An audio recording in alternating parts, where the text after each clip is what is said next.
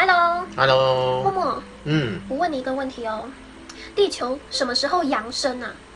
什么时候扬升？什么时候都可能扬升。什么时候都可能扬升，是什么意思啊？因为所有的可能性都是存在的那就是看我们大家的集体意识，然后去创造，然后去显化，看这个世界，会以哪一个平行宇宙版本去实现这样。那所以现在的地球扬升了吗？现在的地球正在扬升的轨道上，其实还没有完全扬升。还没有完全扬升，但是在扬升的轨道上。对，所以它随时都可能会沉沦吗？随时都可能沉沦，其实不会，因为这个趋势已经是一个往上跑的趋势，所以不会再沉沦。那怎么样才能让地球完全扬升啊？我们要做些什么事情？要对抗恶势力吗？其实一切都是显化法则在作用，其实都是显化的作用。那显化法则我们之前谈过，到底是什么东西？就是当我们自己把自己的频率调整到已经完成的频率，那就会实现。对，没错。那这样的情况下，在帮助地球扬升这件事情上，其实它跟显化法则根本就是完全一致的。那我们要怎么帮助地球？非常简单，我们把自己频率调整到已经完成扬升的频率，那不就扬升就已经完成了吗？那所以其实每个人要做的就是把自己的频率不断提升、调整，然后调整到已经扬升的地球的频率，那就结束了。那所以其实是我们每个人如何提升自己的频率，能够达到扬升的水准，就是这么一回事，而不是去我们要去找出敌人的阵地，然后去打击他，然后去占领他，然后把恶势力的地盘夺回来什么。其实我们这些情节当然可以显化出某种版本在或者某些小部分情节是这样发生的啦。但是其实最重要的不是这些，是我们以流浪者的身份来到这里帮助地球，最重要的就是提升我们自己的频率。这个频率是这样子，就是我们共存在地球上，我们跟地球的频率会形成一种共振。那我们怎么带动地球的频率扬升？然后地球也会把我们频率往下拉不是只有我们会扬升，所以我们要随时让自己的频率非常的平衡，让我们能够处在不变的这个观察者的角度去提升自己的频率，不要让外面的这些我们接收到的一些负面的东西去把我们拉下来。就我们要稳定自己，然后让我们自己不断的提升。这时候我们就很多人形成一个共同的一个扬升的场。这个场就跟地球的共振是一起的，然后就把这整个地球往上带带到扬升的一个世界。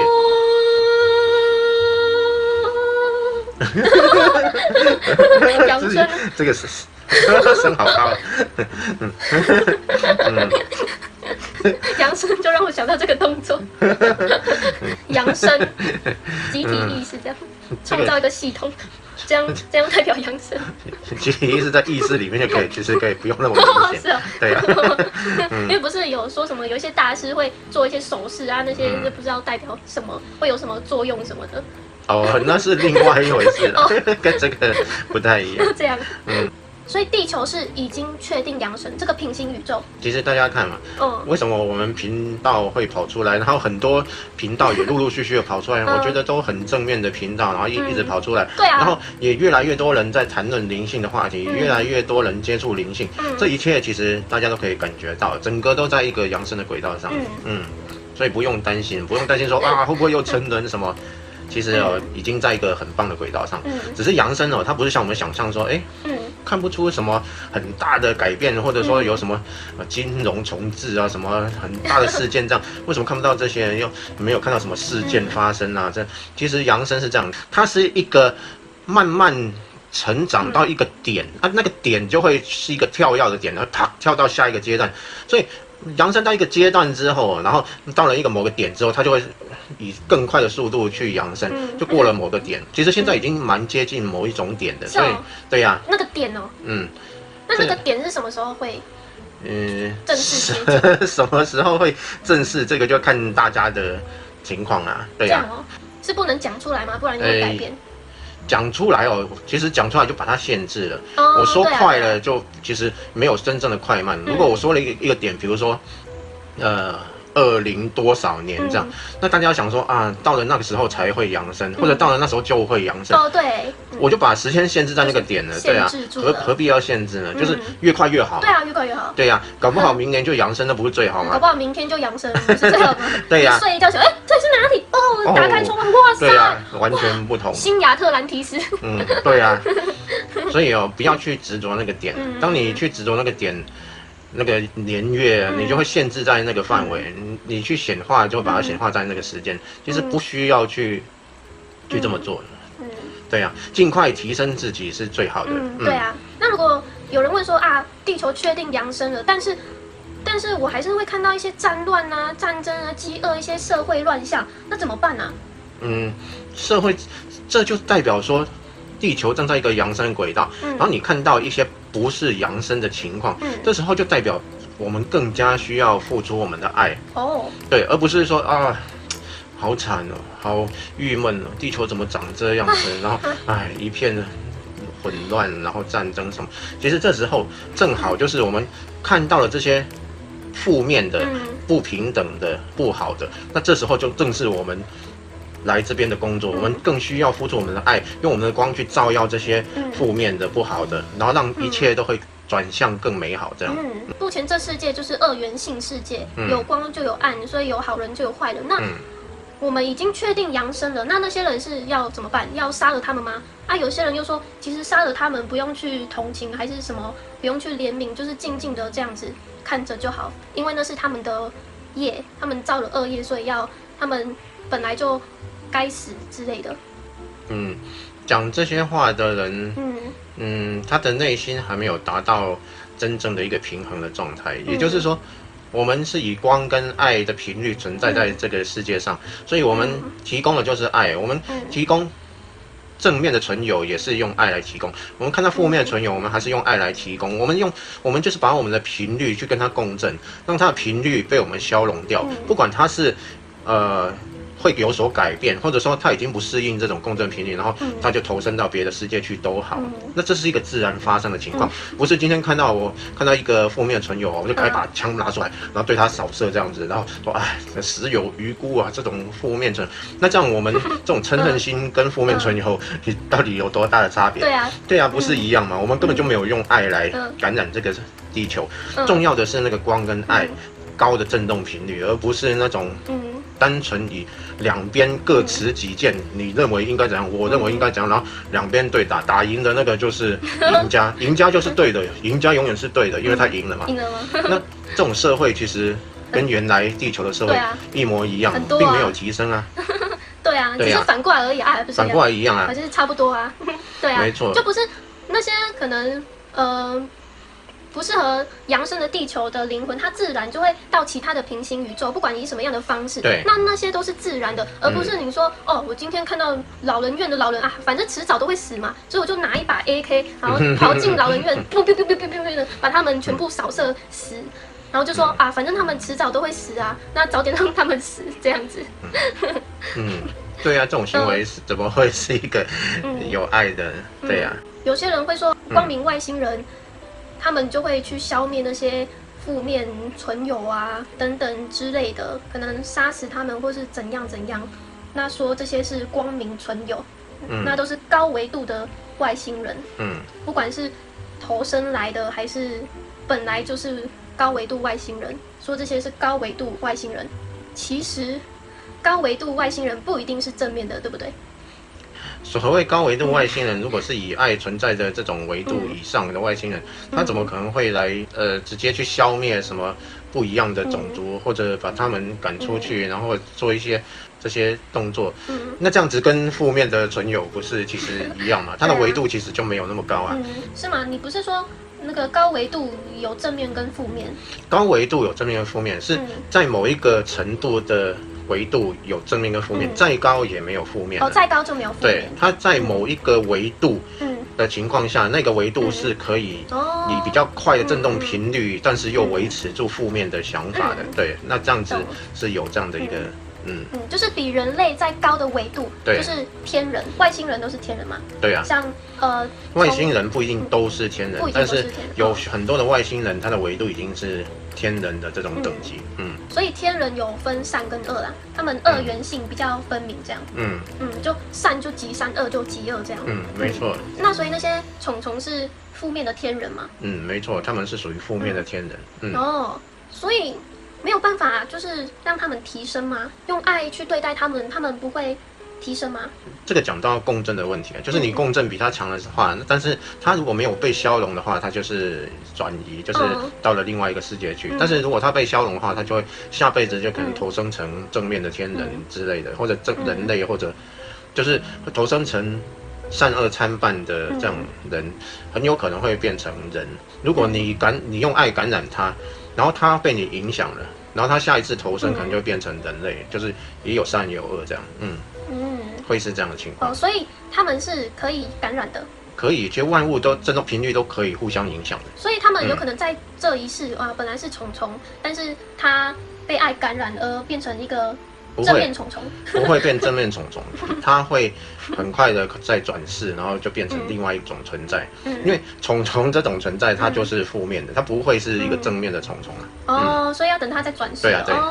那所以都没有虫虫是善的吗？就像有一些，好像你看电影里面演的，就是有一些恶魔，它不一定是邪恶的，可能是善的。虫虫有偏中间的，没有善的。有偏中间的。有恶而偏比较中间的有，但是没有那个善的。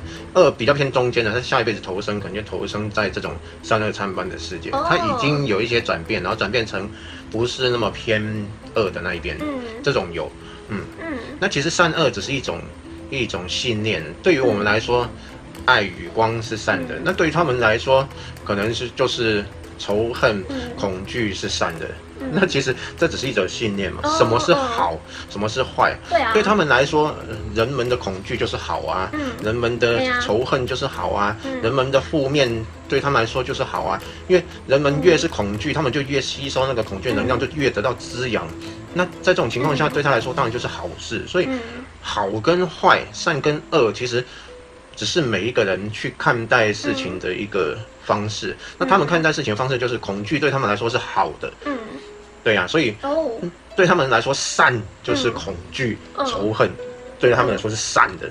那对于我们来说，就是光啊、爱啊，这些才是善。那所以只是我们看待事情的方式不一样，没有绝对的善恶。就有人说，他说他是负面的啊，他又说他是负面的，那到底谁才是负面的啊？每个人都说自己才是光明，自己是善的啊什么的，到底哪一个才是善的啊？就是到底要怎么分辨谁才是善啊？每个人都说他是善的，我是光明的。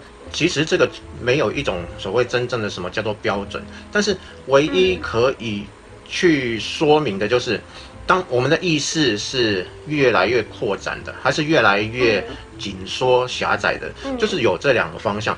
如果我们越敞开，然后越扩展，然后越接近我们的真心，因为我们的本体，我们的真心是无限的扩展，所以你扩展到什么程度，你就越靠近我们的真心，我们的本体。所以其实所谓的善是从这个点去看的，就是你越敞开，越宽广，这个就是所谓的善。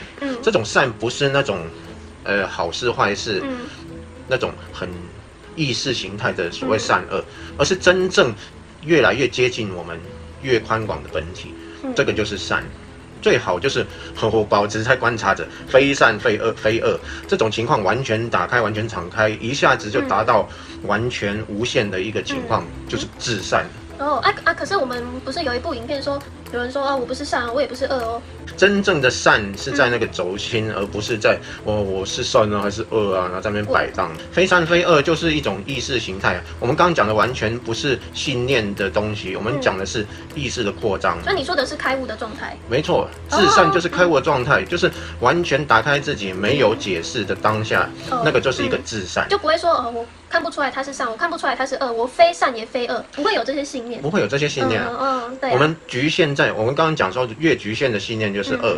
我们局限在善，或局限在恶，或局限在非善非恶，其实都是一种局限，它不是真的善。我们刚刚讲的至善就是完全敞开，就是至善，没有什么善的信念、恶的信念或非善非恶的信念。是一种完全敞开的。所以说善不是善，恶不是恶吗？善不是善，恶不是恶。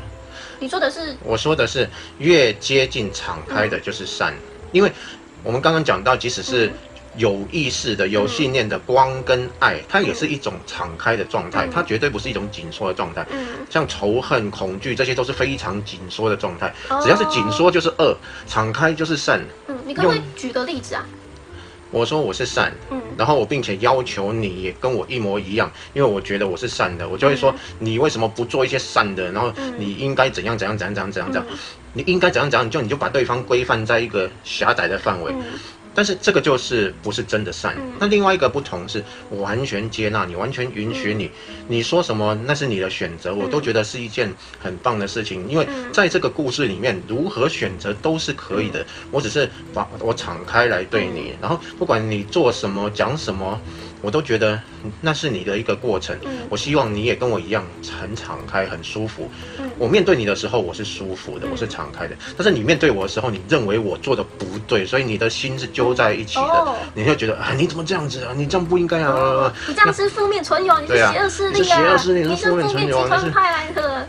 对啊，没错，那个心就是一种紧缩的嘛，这非常明显，他的心就紧缩。那这边不一样，我是一个包容，一个爱，这就是一个紧缩，一个敞开。那哪一边才是善？两边都说它是善啊，但是很明显的，这一边它是舒服的，是敞开的，是包容的，是爱。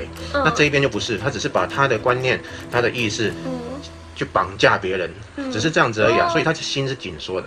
就是从文字上怎么说都可以啦，可以说我才是真正的善，我是真正光明，但是频率还是骗不了人的，频率骗不了人，对啊。所以呀，就是分辨一个人是善是恶，不是听他的文字说了什么，而是直接感受他的能量。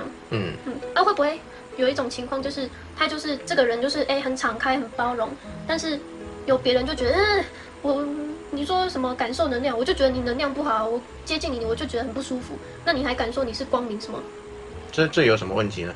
他为什么会不舒服？那就是代表他不够敞开，那就是他可以让自己更敞开，而问题不在别人身上。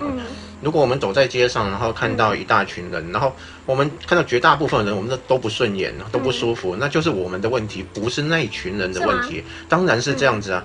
如果我们是敞开的，我们就会觉得，如果他们不够完善，我们甚至会怜悯，会觉得说啊，他们好可怜，他们为什么这么紧缩？我希望能够让他们更开阔，也可以跟我一样这么开心，这么喜悦。我希望他们也一样。那菩萨就是这种心肠嘛，它就是这种频率。那越接近这种敞开频率，才是善的，而不是看到很多人我都不顺眼。所以你的意思是说，只要我生气或看一个人不顺眼，都是自己的问题，都是不敞开的吗？没错。那我今天在路上看到有一个人在殴打一个小孩，在虐待他，那我看到他就觉得很不爽，那也是我的问题吗？当然是啊。是哦。完全是啊。当你看到一件不是很公平的事情的时候，你其实是拿着自己的一个秤在那边称，对错，你在评量这件事情。你看到一个人他痛苦，我们看到的这两个人其实都是处在一种不是很正常的状态。一个是被殴打，然后被欺负，他处在一种痛苦的状态；另外一个是处在一种心里面很狭窄的状态去做了这件事情。所以两个人都是我们怜悯的对象，而不是说啊这个人好邪恶，然后怎么会这样子？我应该打他一顿。他打他，然后我打他，这样我跟他到底有什么不同？他仇恨他，所以他打他；我看他不顺眼，我仇恨他，我打他。对呀，所以这我跟他就一模一样啊。那他只是看他不顺眼，所以打他嘛。那结果我也看他不顺眼，我打他。那我跟他到底有什么不同？一样的啊。所以，当我们越敞开的情况是，我们会看到这两个其实都是可怜的人，而不是说某一方面。对啊，像我自己嘛，以前身边有一个就是他可能会莫名其妙对我生气的人，但是很多时候我通常都是静静的，也不会做回应，就是很冷静，我就看着他生气的容貌，当下我就觉得他是缺乏爱的，他是没有安全感的，他是觉得自己很有压力的。那我反而是会有点怜悯他，就觉得其实他是需要爱的。其实世界是一面镜子，我们借由看到每一个人，来反映我们内在有什么东西是需要学习或者改变的。当我们看到一个人，我们觉得让我们很生气或仇恨的时候，并不是那个人的问题，它只是一面镜子，反映出我内在还有什么想法过不去。我们自己有信念过不去，然后这个过不去信念会让我们自己造成堵塞，然后难过，然后卡住，然后生气。这个情绪哪里来？就是卡住、堵住了。那被什么东西堵住？我们自己往内看，我们应该去消化它，让它过去。那以后我们看到就更敞开，就没有这个问题。世界是让我们学习的。很多人在父母跟小孩的关系里面，在婚姻关系里面，往往都会有很多学习的空间。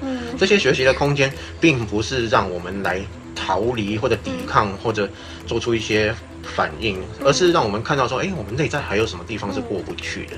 它其实提供我们一个让我们看到自己内在的机会。我们应该去感谢这个人，而不是说我们应该消灭他或者逃离他，或者也可以选择逃离，但是逃离其实我们就放弃了一次学习的机会。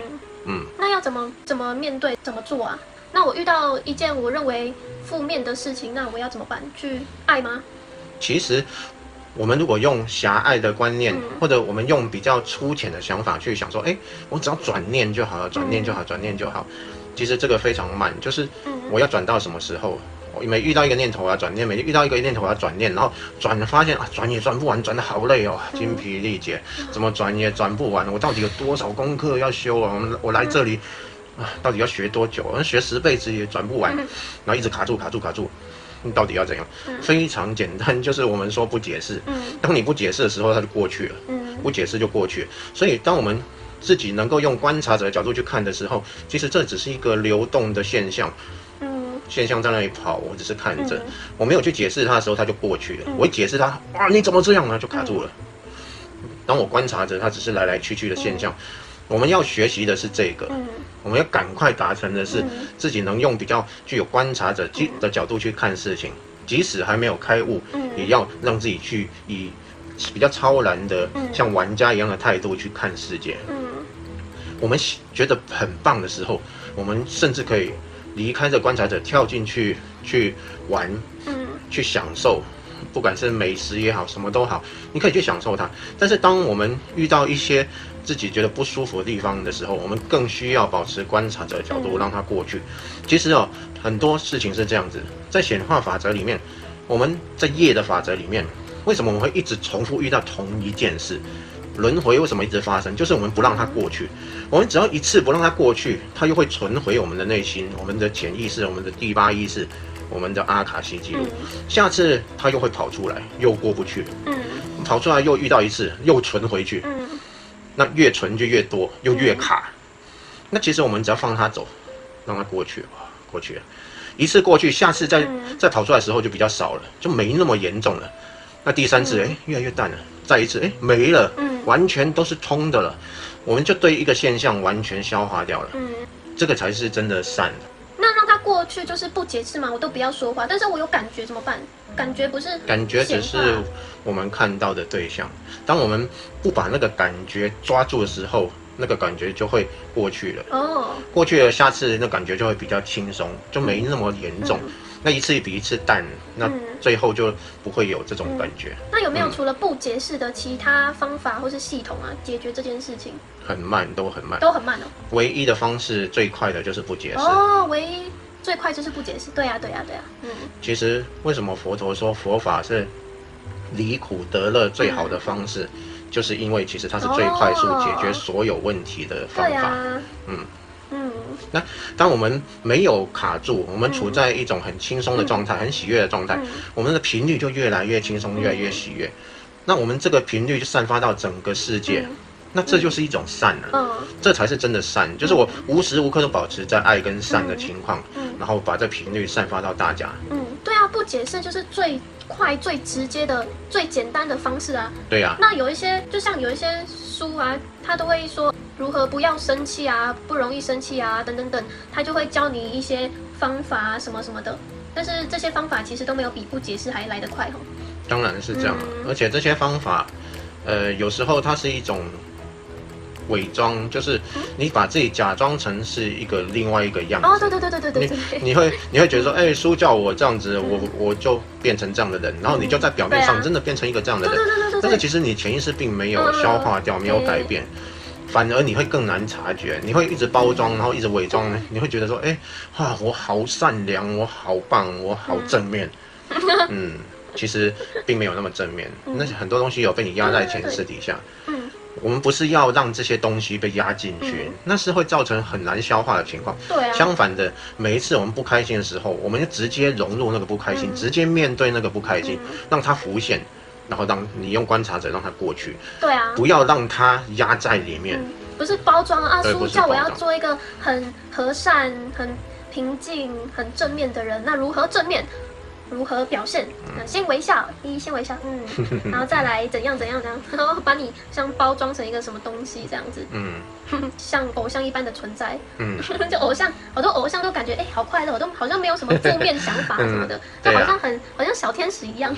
然后小时候就想，哇，他们都给人感觉总是就是好像很美好这样子。如果能够看到别人的能量，你就会觉得有时候很多现象非常有趣。就是你看一个人笑得好灿烂，然后但是你看到他的能量就呈现出生气或忧郁，这时候你就觉得，怎么会这样子呢？明明他样子就笑得好灿烂，但是其实他并非这样子。超有趣，超有趣。所以大家就快深入内在提升自己，就可以看到万事万物的能量状态这样，那你就会看见各式各样的情形，很有趣。台上那些偶像好像笑得很开心，光鲜亮丽，然后好像很亲民这样，其实有一些是装出来的。那他的能量可能呈现是那种很骄傲的能量。所以未来的世界好像真的不适合包装，未来世界也没办法包装，没办法包装，每个人都有第三眼，你要怎么包装？一眼就看出你现在是什么状态，你要包装也没有用。对呀。以后扬升之后，然后每个人都有这种感应，而且每个人都有读心术，就是对方想什么，其实你已经知道了。那这时候你要隐藏什么？完全没办法隐藏。所以从现在就开始学会敞开，就不要把面具慢慢一层一层剥掉，因为到时候也没办法隐藏。对呀，有些人说我们戴面具怎样？其实这世界很多人不会戴实体的面具，但都会戴无形的面具啊，跟我们有什么差别？我看到一个观众他的留言好有智慧，他说其实每个人都戴着面具啊，只知道人就是戴着面具生活。好有道理，好有道理，对啊。我们人类的社会就不是我们戴面具是错，就是我们被教育成不戴面具不行，就是比如说我在一个聚餐上面，当我不开心的时候，我不能表现出我不开心啊，我一定要伪装啊，大家好啊，你好。其实，对呀。我看到遇到一个客户什么，然后我就觉得他嘴脸我真的是不喜欢，但是我要装着陈董，好久不见的话，你容光焕发，然后心里面一直讲伪心论，然后一直戴着这个面具，对呀，厚黑学，这社会就是这样，不是我们故意要这样子，就是把我们培养成就是必须戴着面具，甚至我们在家里也一样父母亲然后看到我们的时候，我们都要笑然后表现得很开心这样，我们不能表现出一点点不开心或不喜悦，有时候就父母就觉得，你脸这么臭干嘛？然后怎样，然后就开骂了。甚至有一些就是小孩不能哭，哭了就要被打。不能哭，不能臭脸，然后不能不开心，然后。所以这个教育从小我们就要被培养成戴着面具，所以不是墨子跟巧巧戴着面具，其实整个社会就是一个面具社会。对啊，整个面具，整个社会都是面具啊。我们只是戴个实体面具，大家会觉得怎么戴面具啊，怪力乱神。戴着这个面具，然后表现出真诚，其实跟我们不一定是在戴着面具。对啊。很有趣的现象，我现在才发现，对呀，讲的好有道理哦。讲的好有道理。对呀，很多人都戴面具，还说我们戴面具，我们是最没戴面具，就搞不好我们是最没戴。对呀。像我以前就是好奇宝宝，我都会好像从刚升上高中吧，就开始对课外书有兴趣，就会看一些心理学啊，人际关系学啊，魅力学啊，厚黑学啊，等等，我就看那些。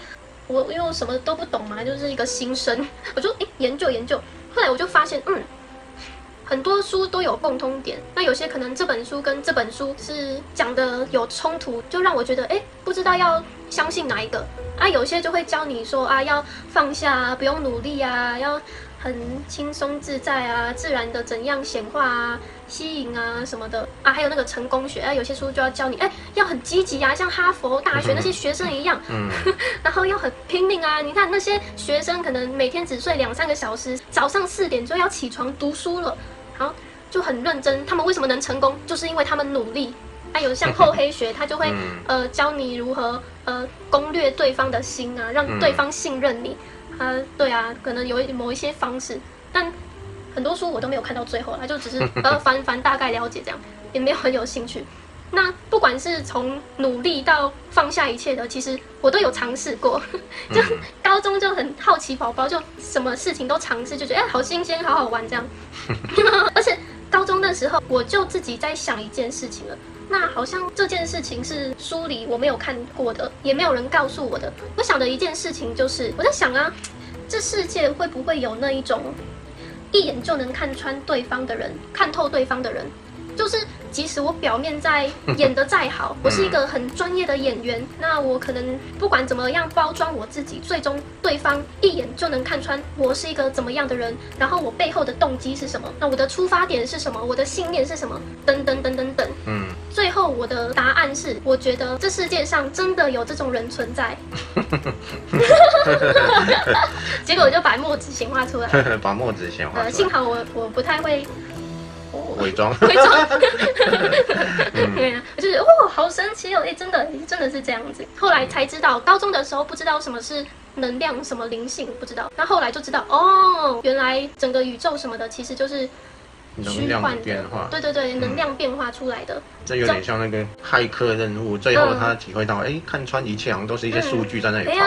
那你看到能量也感觉有点像这样，一切都是能量在变化。所以啊，现在目前地球是确定扬升了，而且正在扬升的轨道上。那大家可以渐渐的、慢慢的把自己的面具给一层一层脱下来、剥下来了。成为那个最自然的自己。没错，尽量保持自己处在观察者的角度，让自己一切卡住的都让它过去，然后让自己的频率不断的提升，然后这个世界就会扬升的很快。对啊，你看这么简单。不管做什么事情啊，我觉得都可以以玩乐的心态去执行。对啊，这样你就会感觉自己像个玩家一样，而不会是里面的正在做的那个人，而是在玩。对啊，重点是你要玩什么。你没有应该要去做的事情，重点是你要玩什么，就玩自己开心的事啊。对啊，相信这样子都能很和谐，很美好。对，